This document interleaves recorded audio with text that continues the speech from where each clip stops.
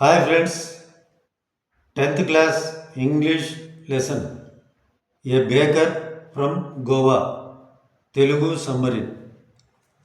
రచయిత వాళ్ళ పూర్వీకులు పాతకాలపు పోర్చుగీసు రోజుల్ని గుర్తు చేసుకుంటూ ఉంటారు.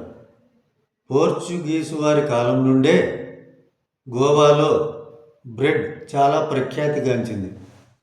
పోర్చుగీసు వారు అదృశ్యమైన బ్రెడ్ తయారు చేసేవాళ్ళు మాత్రం ఇంకా మిగిలే ఉన్నారు. కలిపేవాళ్ళు, అచ్చులు పోసేవాళ్ళు, బ్రెడ్ను తయారు చేసేవాళ్ళు గోవా మారుమూల పల్లెల్లో కూడా ఇంకా ఉన్నారు. పురాతనమైన కాల పరీక్షకు నిలబడిన కొలుములు ఇంకా ఉన్నాయి.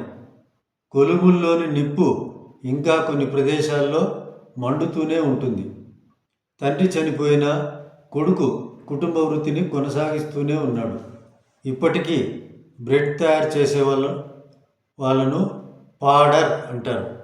రచయిత చిన్నగా ఉన్నప్పుడు ఈ పాడరే మంచి స్నేహితుడు మరియు మార్గదర్శకుడు పిల్లలకు. రోజుకు కనీసం 2 సార్లు అతను ఇంటింటికి వచ్చేవాడు. ఉదయం ఒకసారి బ్రెడ్లు అమ్మడానికి బయలుదేరినప్పుడు మరియు సాయంత్రం బుట్ట ఖాళీ అయినప్పుడు ఇంటికి తిరిగి వెళుతూ వచ్చేవాడు. అతని గంటల శబ్దం పిల్లలను నిద్ర నుంచి మేల్కొల్పేది. పిల్లలు వెళ్ళి అతన్ని కలిసి పలకరించేవాళ్ళు, ఎందుకంటే బ్రెడ్ రింగుల కోసం. అవి కొన్నిసార్లు ప్రత్యేకంగా తీయగా ఉండేవి. అతను జంగ్ జంగ్ అని తన వెదురు కర్రతో శ్రావ్యంగా శబ్దం చేస్తూ అడుగు పెట్టేవాడు. ఒక చేత్తో బుట్టను మోస్తూ వేరొక చేతిలోని కర్రతో నేలను తడుతూ వచ్చేవాడు.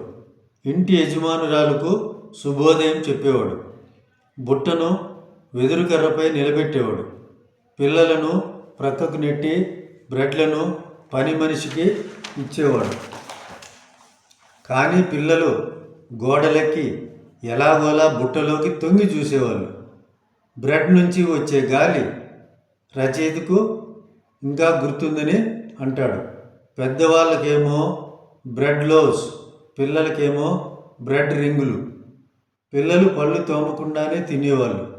ఏమంటే పులులు, సింహాలు ఎప్పుడూ తమ పళ్ళను తోముకోవు కదా అంటారు. బోల్ అనే తీయని బ్రెడ్ లేకుండా పెళ్లి కానుకలకు అర్థం లేకుండా పోయేది.